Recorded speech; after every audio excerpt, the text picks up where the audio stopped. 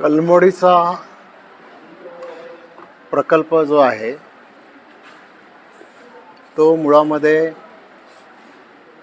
खेड तालुक्यातल्या काही गावांची आणि आंबेगाव तालुक्यामधल्या सातगाव पठाराच्या गावांची पहिल्यापासून ही मागणी होती की आम्हाला चासकमांच्या धरणातून पाणी द्या, परंतु चासकमांच्या धरणातल्या नियोजनानुसार पाणी उपलब्ध नसल्यामुळं खेड तालुक्यामध्ये चासकमान धरणाच्या आतमध्ये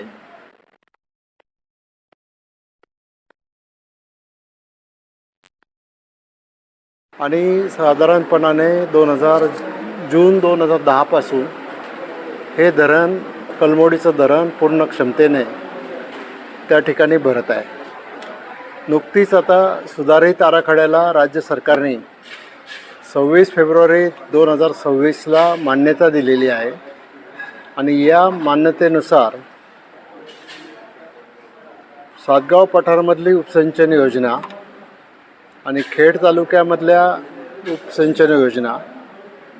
या दोन्ही मिळून साधारणतः 5065 हेक्टर क्षेत्राला सिंचनाचा लाभ मिळणार आहे.